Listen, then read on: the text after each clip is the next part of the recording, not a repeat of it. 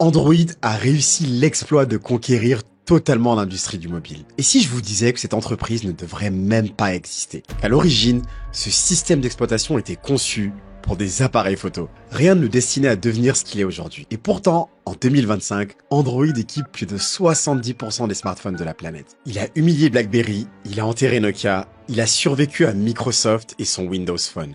Et surtout, il a réussi là où presque tout le monde a échoué. Tenir tête à Apple, mais sans fabriquer un seul téléphone, sans vendre un seul appareil. Alors, comment Android a-t-il conquis l'industrie du mobile? Comment un outsider a-t-il retourné le marché en quelques années? Est-ce grâce à Google, grâce aux fabricants chinois, ou est-ce que c'est grâce à une stratégie beaucoup plus subtile? Salut la Team Mindset, j'espère que vous allez bien.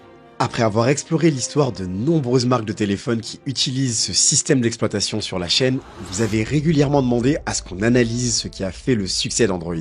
Dans cette vidéo, on va donc décortiquer ensemble les 3 leviers qui ont permis à Android d'écraser ses concurrents. Et vous allez le voir, cette méthode révèle autant sur la tech que sur le pouvoir à l'ère du numérique.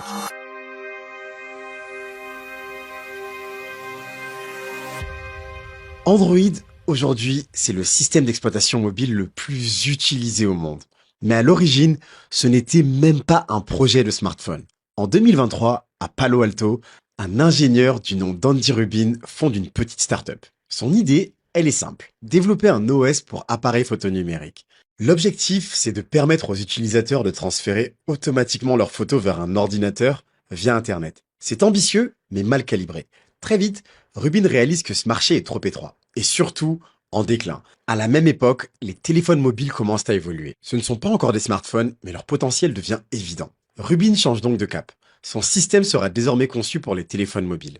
Il imagine un OS ouvert, gratuit et personnalisable. L'anti-Symbian, l'anti-Windows mobile. Et sans le savoir, l'anti-Apple. En 2005, Android n'a toujours pas de prototype fonctionnel. Aucun client, aucun revenu. Et pourtant, Google repère le projet. L'entreprise sent que le web va bientôt quitter les ordinateurs pour arriver dans vos poches. Elle rachète donc Android pour 50 millions de dollars. À l'époque, c'est un pari. Mais aujourd'hui, c'est un coup de maître. En interne, Android devient un projet confidentiel. L'objectif, c'est de créer une alternative à Windows Mobile. Mais en janvier 2007, Steve Jobs présente l'iPhone. Et là, vous pouvez le deviner, tout change. L'équipe Android comprend qu'elle doit tout revoir. L'interface, la logique, l'expérience utilisateur. Le futur ne sera pas clavier plus écran, ce sera écran tout court. Android pivote donc à nouveau et décide d'adopter une stratégie opposée à celle d'Apple. Apple verrouille, Android va ouvrir. En 2008, le HTC Dream sort. C'est le premier smartphone Android. Pas le plus beau, un peu lent, mais suffisant pour démarrer un tsunami. D'ailleurs, vous avez pu découvrir l'histoire de la marque récemment en vidéo. Pour ceux qui ne l'ont pas vu, vous la retrouverez en description. Rapidement donc, d'autres marques s'y intéressent. Et ce qui n'était qu'un projet défensif devient une offensive mondiale. Google ne cherche pas à vendre des téléphones. Il cherche à capter votre attention et vos données. Android n'est pas simplement un système d'exploitation. C'est un modèle alternatif à celui d'Apple. Une plateforme qui est conçue pour se répandre rapidement. Chaque constructeur devient un relais de cette expansion. Comprendre cette histoire, c'est comprendre toute la suite. Car ce que Google a lancé ici, ce n'est pas un produit, c'est une stratégie mondiale, silencieuse, implacable. Et d'ailleurs, Android a utilisé cette ouverture pour dominer l'industrie sans livrer un seul combat.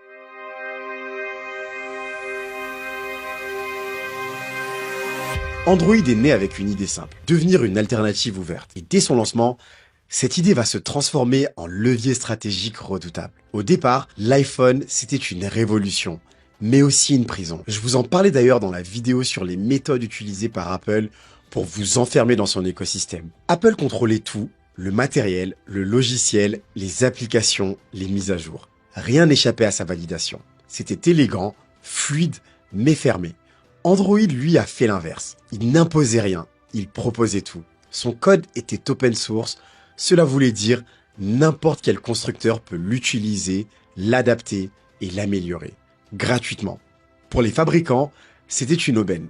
Fini les systèmes d'exploitation instables ou vieillissants comme Symbian ou Windows Mobile. Avec Android, il disposait d'un socle solide, moderne et adaptable. Sans frais, sans exclusivité, sans verrou. Le résultat, c'est qu'en quelques mois, Android a été partout. Samsung, LG, Sony, HTC ont tous rejoint la vague. À tous les prix, pour tous les publics. Des dizaines de modèles et des centaines de déclinaisons. Pendant ce temps, Apple restait fidèle à sa logique, un téléphone par an, une gamme unique, une cible premium. Et cette ouverture, ce n'était pas juste un choix technique, c'était un pari stratégique. Google savait qu'en offrant Android, il allait se rendre incontournable. Parce qu'avec Android vient tout un pack de services Google intégrés par défaut. Google Search, Gmail, Chrome, YouTube. Et surtout, le Play Store, la porte d'entrée vers toutes les applications. En apparence, Android était libre. En réalité, c'était un cheval de Troie. Une plateforme offerte au monde pour mieux installer l'écosystème Google de partout. Et ce plan a merveilleusement bien fonctionné. Google ne gagnait rien sur les téléphones vendus, mais gagnait tout sur l'attention. Chaque recherche, chaque vidéo, chaque pub affichée renforçait son emprise. Plus Android se diffusait, plus Google devenait inévitable.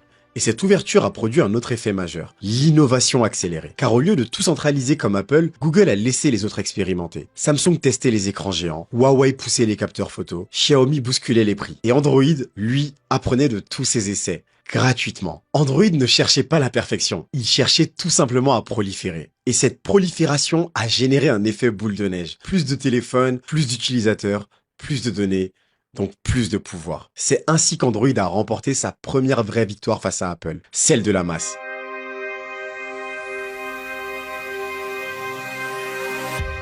Android n'a jamais eu à combattre seul. Et c'est peut-être là son plus grand coup de génie. Là où Apple construisait un empire vertical, Android a choisi la stratégie du réseau. Google n'a pas produit de téléphone. Il n'a pas investi dans des usines, il a simplement tendu Android comme une arme. Et ce sont les autres qui l'ont saisi. Que ce soit Samsung, Huawei, Xiaomi, Oppo, Vivo, tous ont vu dans Android un moyen de survivre, puis de dominer.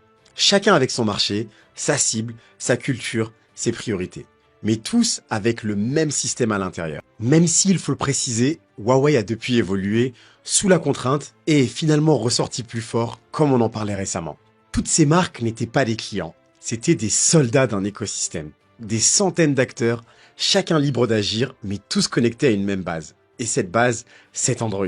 Ce que Google a construit, ce n'est pas une ligne de production, c'est une alliance mondiale dans laquelle chaque fabricant devient un relais stratégique. Ils prennent les risques, ils testent les idées, ils explorent les niches. Et Google, lui, reste au centre sans s'exposer. En Inde, c'est Xiaomi qui inonde le marché. En Afrique, c'est Transsion, que vous ne connaissez peut-être pas, avec Infinix et Tecno, ou même des marques locales.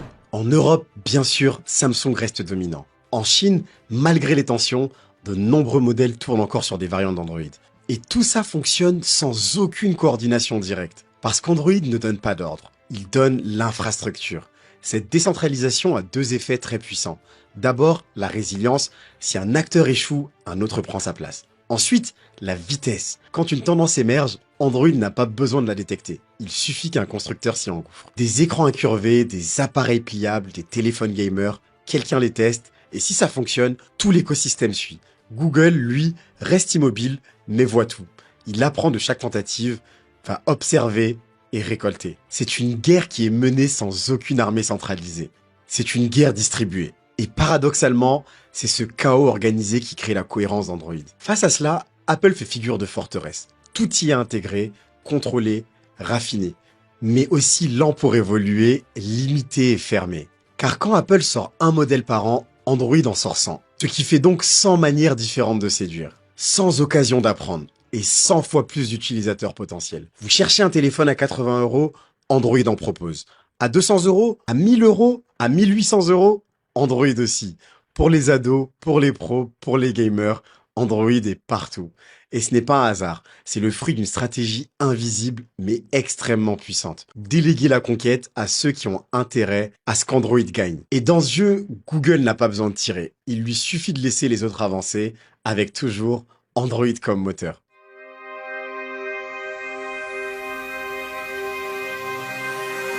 Il y a donc une règle que Google a très bien comprise. Le mobile n'est pas un produit, c'est une extension de nous-mêmes. Et si vous voulez être présent dans la vie des gens, il ne suffit pas d'exister. Il faut être accessible, disponible et adaptable.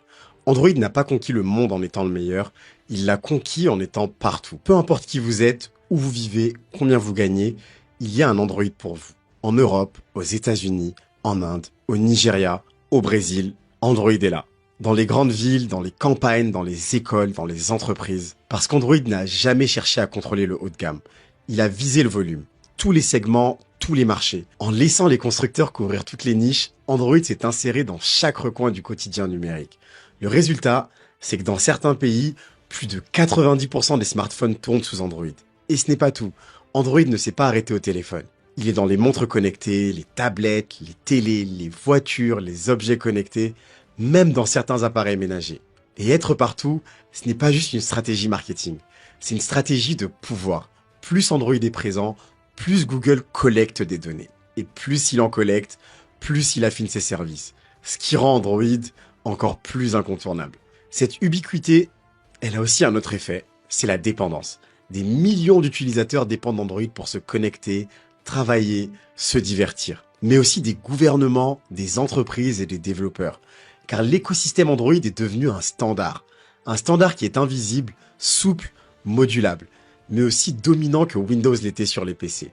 Sauf qu'ici, il est partout, dans vos poches, sur vos poignets, dans vos salons, dans vos voitures. À tel point qu'on ne parle même plus d'Android comme un OS. On parle d'un environnement numérique global, une matrice, un tissu, un fond permanent sur lequel toutes vos activités numériques s'appuient. Et c'est précisément ce que voulait Google.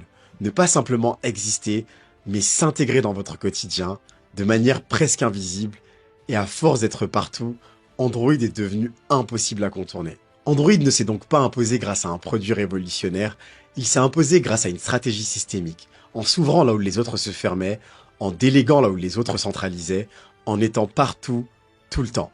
Ce n'est pas seulement une victoire technique, c'est une leçon de pouvoir numérique dans un monde qu'il domine. Et ce monde, il est façonné par des choix invisibles, par des plateformes qui ne vous demandent pas votre avis, mais qui décident pour vous. Et la vraie question, ce n'est plus comment Android a-t-il gagné, mais plutôt qui contrôle vraiment les outils que vous utilisez chaque jour et à quoi vous exposez-vous vraiment. D'ailleurs, si vous souhaitez découvrir comment Google, propriétaire d'Android donc, transforme vos clics en millions de dollars, c'est dans la vidéo qui s'affiche.